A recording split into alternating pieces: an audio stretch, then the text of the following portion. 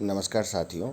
अब मुझे लगता है कि ये पेपर है हम लोगों में से बहुत लोगों के पास है, ठीक है ना। तो इस पेपर में हम लोग देख रहे हैं कि सीधे से बीपीएससी ने ना वेटिंग लिस्ट निकाली है और वेटिंग लिस्ट के जरिए लोगों का सिलेक्शन हुआ है। आइए इस लिस्ट को हम पूरी ऊपर से लेकर नीचे तक देखते हैं। देखिए, बिहार लोक सेवा आयोग, वो पता है उसका लिखा हुआ। विज्ञापन संख्या है 3/2015 और पोस्ट था इसमें लेखा पदाधिकारी का। ये सब जो है लेखा पदाधिकारी का पोस्ट था इसमें। तो इसमें क्या हुआ है, इसके तहत जो है संशोधित अंतिम परीक्षा फल, इसको देखते हैं। तो ये इसको पूरा पढ़ के मैं बताता हूँ आपको कि विज्ञापन संख्या 3/2015 के तहत बिहार लेखा सेवा के अंतर्गत लेखा अधिकारियों के पदों की नियुक्ति हेतु अंतिम परीक्षा फल 1/10/2018 को प्रकाशित करते हुए आरक्षण कोटिवार कुल 100 रिक्तियाँ, यानी अनारक्षित के 50, अनुसूचित जाति के 15, अनुसूचित जनजाति के 1, अत्यंत पिछड़ा वर्ग का 18 और पिछड़ा वर्ग का 13 एवं पिछड़े वर्ग की महिला 3 के विरुद्ध अनुशंसा वित्त विभाग बिहार को प्रेषित की गई थी।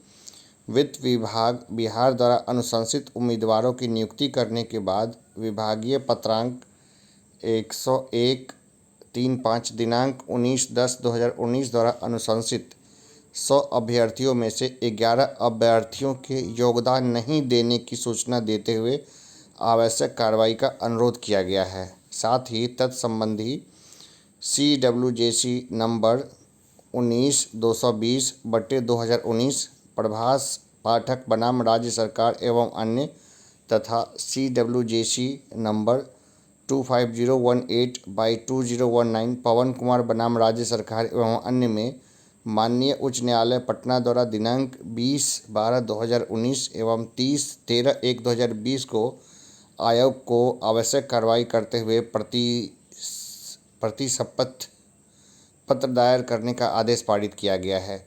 अब देखिए, ये मामला कोर्ट में गया था और 2 साल के बाद लगभग जो है इसका फैसला हुआ है। 2018 में इसका जो है प्रकाशित हुआ था और 2020 में इसका फैसला आया है। उल्लेखनीय है कि लेखा पदाधिकारी के पदों पर नियुक्ति संबंधी नियमावली के नियम 15 में उल्लेख है कि recommendation of candidates by the commission shall prepare a merit list on the basis of marks obtained in written examination and viva test.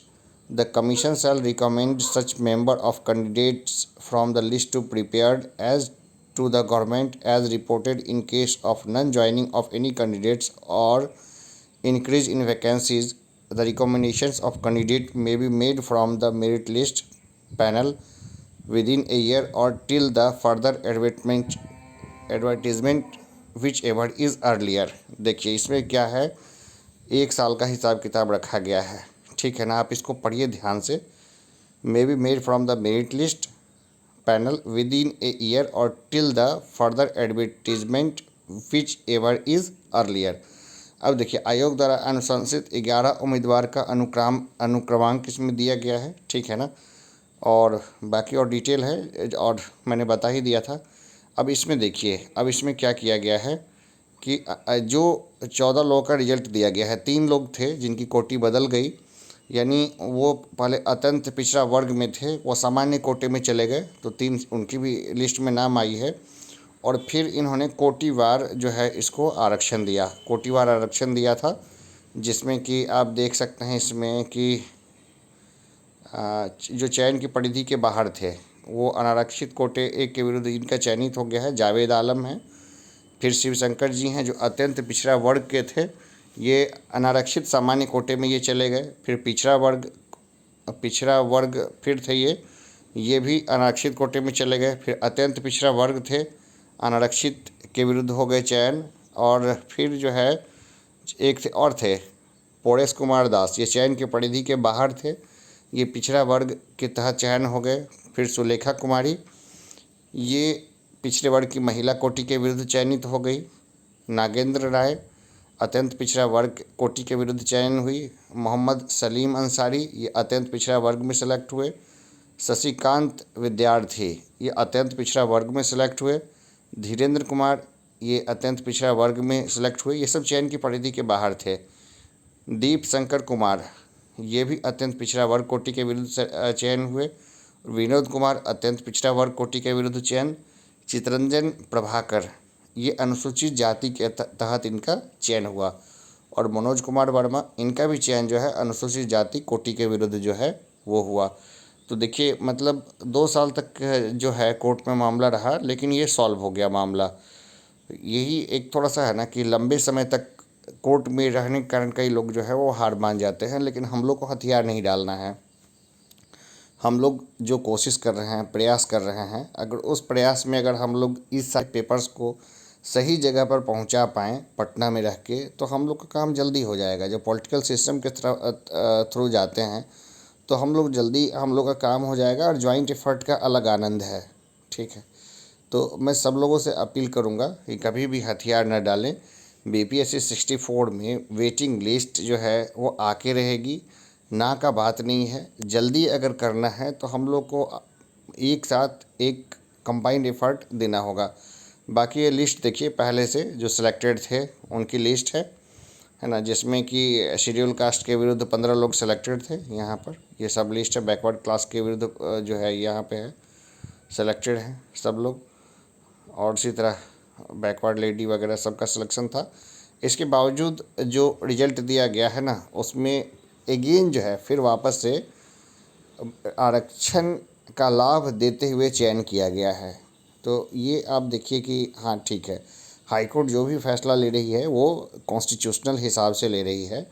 तो इस हिसाब से हम सब लोगों को जो है ना एक बार फिर से एफर्ट लगाना चाहिए, और ज़रूर इस बात पे ध्यान दीजिए कि भाई जो हमारा है ना, क्या है हमारा बीपीएससी 64, इसमें वेटिंग आके रहेगी। ठीक है ना, इसमें वेटिंग आके रहेगी। जितने स्टूडेंट्स हैं सब लोग इसको लाइक करिए, शेयर करिए, सब्सक्राइब करिए। ये स्टूडेंट यूनियन का ही स्पेशल पोर्टल है, और हम लोग एक दूसरे के हक़ के लिए आवाज़ नहीं उठाएंगे तो कोई दूसरा आवाज़ उठाने को रेडी नहीं है।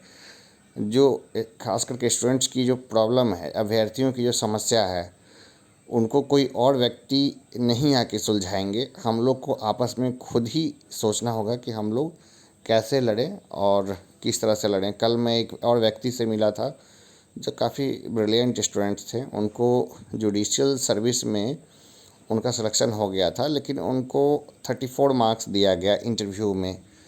तो 34 मार्क्स देने के बाद वो एक नंबर से वो क्या है ना कि इंटरव्यू में ही वो फेल हो गए। 35 नंबर आता था, इंटरव्यू में पास हो जाते।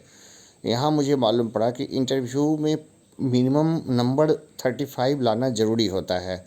अगर 34 नंबर दे दिया ना, फिर वो पास नहीं हो पाएगा वो स्टूडेंट्स। तो कल मैं उनसे भी मिला था, वो एक ख़ास कैटेगरी के थे।